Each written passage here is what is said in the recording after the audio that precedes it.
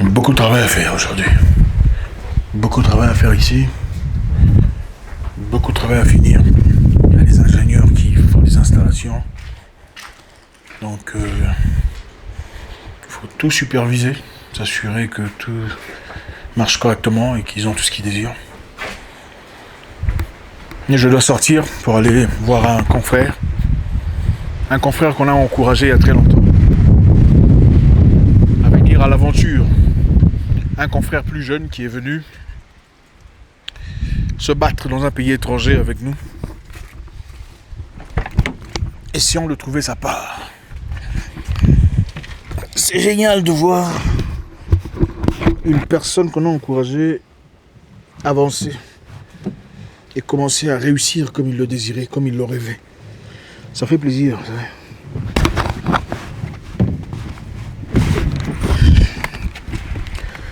Donc ce confrère, je l'avais encouragé à venir. Là, je l'avais encouragé à voyager, à quitter sa zone de confort, aller se battre à l'étranger pour se retrouver. Issu d'une famille difficile, vous savez, comme beaucoup d'entre nous d'ailleurs, c'était la meilleure des décisions qu'il lui fait. Et aujourd'hui, il m'invite pour aller célébrer, en guise de remerciement, sa réussite. Il gère de très belles entreprises et c'est bien de voir les gens réussir. Ça me fait du bien, franchement. Je ne sais pas si c'est parce que c'est moi qui l'ai encouragé à se démarquer, à sortir, à partir, ou c'est simplement parce que c'est un confrère qui réussit. Enfin, peu importe. Ça fait comme un plaisir. Aujourd'hui, j'ai un message très important, particulièrement adressé à la jeunesse. Pourquoi la jeunesse ? Parce que la jeunesse est très réceptive. Et c'est comme un papier libre, un papier vierge. Un papier sur lequel on peut encore écrire beaucoup de choses. Grandir, c'est bien. Mais l'expérience, quelquefois, est très dangereuse, vous savez. Très dangereuse, l'expérience. Quand on a connu une succession d'échecs, peines, de douleurs, on a tendance à croire que la plupart des choses qu'on rencontre pourraient représenter une reprise ou une perte, comme dans le passé. Par contre, quand vous vous adressez à un enfant qui ne comprend peut-être pas le parcours, pas l'expérience, c'est plus fluide, plus facile à essayer. Vous savez, moi, plus jeune, j'aurais bien voulu avoir des gens expérimentés pour m'aider, pour me guider. C'est pas que je regrette mon parcours, ça n'a pas été facile, mais je pense que j'aurais pu faire moins d'erreurs si je pouvais communiquer avec quelqu'un qui, clairement, avait plus d'expérience que moi, une personne de plus âgée ou de plus expérimentée. Alors, imaginez-vous une chienne qui m'ébat. D'accord ? La chienne a 9 petits chiots. Et parmi les 9 chiots, on prend un seul de ces chiots, on le donne au voisin. Le petit chiot va chez le voisin et les 8 frères et sœurs restent avec la maman. Continuent de manger comme d'habitude, à téter, à vivre dans la chaleur, de la protection de leur mère, pendant que l'autre chiot vit tout seul dans le froid, dans le noir, dans la faim, dans la peur quelquefois, avec rien de rassurant. Les chiots étaient petits, ils avaient à peine 3 mois quand on les séparait. 9 mois plus tard, qu'est-ce qui se passe ? D'après vous, vous réunissez les chiots, celui qui était parti, additionné à ceux qui sont restés avec leur mère. Qu'est-ce qui se passe après 9 mois ? Qu'est-ce que vous remarquez ? Qu'est-ce qui est évident ? Eh bien, ce qui est évident est que le chiot parti chez le voisin devient plus fort, plus indépendant, plus courageux, plus brave que ses frères et sœurs restés avec la maman. Vous savez pourquoi ? Parce que le chiot parti apprend à découvrir le monde, à comprendre qu'est-ce qu'il faut faire, qu'est-ce qu'il ne faut pas. Le chiot parti sait qu'il faut aller chercher à manger quand il a faim. Ce n'est plus à maman de le faire à la place. Avant, peut-être, il s'agissait de partir vers maman pour avoir du réconfort, pour avoir de la sûreté, la sécurité, la chaleur. Mais tout seul, pendant 8 mois, il a eu à trouver des solutions tout seul. Il grandit, il devient indépendant. Le concept n'est pas seulement applicable aux chiens et aux chiots. Le concept est aussi valide chez les humains.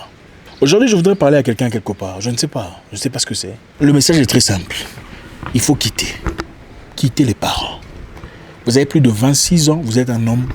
Il faut quitter les parents.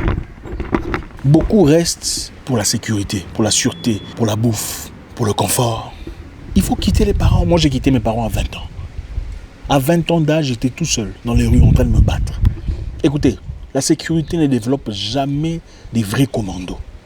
Une mer calme ne développe jamais des capitaines chevronnés. Il faut des turbulences pour être un vrai pilote. Il faut aller en guerre contre la vie.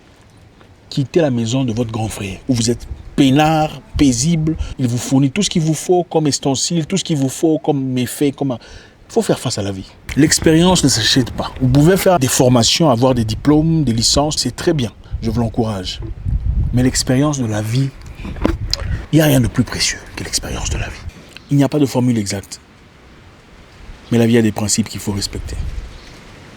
Quelquefois, il faut quitter la maison, quitter le confort des parents. Jeune homme, jeune frère, si vous avez moins de 30 ans, peut-être 27 ans, 26 ans, il est temps pour vous de quitter le toit parental. Oui, c'est à vous que je m'adresse. Vous n'êtes pas petit, vous n'êtes pas trop jeune, vous n'êtes pas trop dépendant. Il est temps de quitter. Malheureusement, beaucoup de personnes sont tellement paresseux, amoureux du confort, amoureux de la sûreté, de la sécurité des parents, qui ne veulent pas prendre le risque. Vous n'atteindrez certains niveaux de la vie que face au challenge. C'est ça la vie. La vie n'est pas gratuite, la vie ne vient pas gratuitement. La réussite, la distinction, l'épanouissement ne sont pas gratuits. On peut vous faire des formules, mais quelquefois c'est l'expérience qui compte. Vous pouvez avoir des diplômes, avoir tout ce qu'il y a comme papier, comme structure administrative. Chose qui est très importante d'ailleurs, je vous l'encourage. Mais rien ne bat l'expérience physique, l'expérience sur terrain. Rien ne bat l'expérience. Il faut aussi avoir l'expérience dans la douleur, l'expérience dans la peur, l'expérience dans l'insécurité. Quitter le toit parental, évidemment avec la bénédiction des parents. Parlez avec les parents, discutez avec eux. Laissez-moi vous dire une chose. L'une des raisons pour lesquelles beaucoup de gens ont du mal à grandir, c'est parce qu'ils sont dépendants. C'est parce qu'ils ont une certaine sécurité, un coussin de protection familiale. Il y a des moments où il faut quitter la ville de naissance et aller ailleurs. Juste peut-être dans une ville voisine, tout seul, pour découvrir votre vraie identité. Il n'y a nulle part où on vend de l'expérience. Il n'y a aucune boutique, aucun établissement où vous pouvez avoir de l'expérience. Malheureusement, les humains aiment la paix, le calme, la tranquillité. Mais la tranquillité ne développe personne. Aucune personne de fort ne vous dira qu'il a été développé par la tranquillité, la sûreté. Ça n'existe pas. L'assurance, on se dit je vais être assuré, je veux m'assurer, la sécurité. Pour avoir la bonne sécurité, il faut d'abord connaître la guerre, les turbulences, les troubles de la faim, le froid, la peine, l'incertitude que j'ai vécu très jeune dans ma vie. Aujourd'hui, je n'ai plus peur. Plus rien ne m'effraie. Même si on me prenait tout ce que j'ai aujourd'hui, je me retrouvais dans quelque temps, très vite, à un niveau si pas plus élevé que celui-ci déjà. Vous savez pourquoi ? Parce que j'ai l'expérience. Je connais le parcours. On ne se développe pas en se cachant toujours derrière sa mère. Oh maman, bats-toi pour moi, le combat est dur. Non, non, il faut grandir. Il faut apprendre à faire face à la vie, à se battre, faire la guerre à la vie tout seul. Je ne sais pas ce que c'est pour vous. Peut-être qu'il y a une chose quelque part qui vous accorde une certaine sécurité. Une chose qui vous permet de vous dire je suis vivant. Grâce à mon oncle, je peux me retrouver. Je ne peux pas mourir de faim. Grâce à ma situation sociale ou à mon emploi, je peux peut-être subvenir à mes besoins. Mais vous savez au plus profond de vous que vous méritez mieux, ou que vous désirez mieux, ou qu'il y a mieux pour vous. Mais vous restez quand même. Vous le regretterez. Quelquefois dans la vie, pour avoir, il faut se libérer de ce qu'on a. Les mains occupées, c'est-à-dire les mains qui ont plein d'histoires, ne peuvent pas recevoir. Si vous voulez quelque chose de mieux dans la vie, quelquefois il faut se libérer de ce que vous avez déjà, ce qui n'est pas adéquat, ce qui n'est pas bien. Et ça va dans beaucoup de sens. Des fois, il faut se dire, bon, ok, je ne veux pas de ce que j'ai, je vais mettre ça de côté, en attendant que je reçoive quelque chose de nouveau. Entre ce que vous avez et que vous n'aimez pas et ce que vous désirez, c'est la peur. Quittez le toit parental. Vous verrez comment les portes s'ouvriront pour vous. Vous apprendrez à réfléchir différemment. Vous apprendrez à voir la vie différemment, à vous battre tout seul. La solitude vous accordera des armures que vous n'aviez pas autrefois. Quittez le toit de votre grand frère qui vous accorde un confort temporaire, mais un confort vide, parce que ce n'est pas un confort réel. C'est ton grand frère, ce n'est pas toi. Le confort n'est pas à toi, allô. La voiture que tu roules n'est pas à toi. C'est la voiture de ton père ou de ton grand frère. Qu'est-ce que toi tu as ? Vivras-tu pour toujours au crochet des gens ? Et si son épouse commence à parler, tu diras quoi? Que sa femme est impolie, elle essaie de séparer la famille. Non. Et le courage d'affronter la vie tout seul. Pendant l'hiver, dans le noir, l'insécurité. Je n'en suis pas mort. Vous êtes chez un pote, il y a l'impolitesse, l'insolence, peu importe ce que c'est. Quittez, allez ailleurs. Apprenez à vous battre seul. Quelquefois, vos idées qui semblent absurdes au monde ne peuvent vraiment se réaliser que quand vous quittez. Quand vous prenez une route solo, tout seul, armé de vos propres convictions. N'ayez plus peur d'être seul. Il faut arrêter d'avoir peur d'être seul. Dans la vie, la croissance se trouve souvent dans la solitude. Une solitude bien organisée.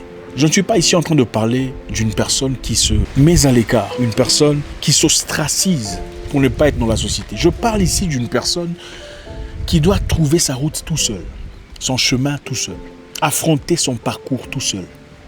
Pour finir, les idées qui brûlent dans votre cœur ne sont pas là pour rien. Le Créateur ne nous accorde jamais des inspirations, sachant que nous sommes incapables de les accomplir. Ne vivez pas en vain. Tout le monde mourra, mais très peu auront vécu.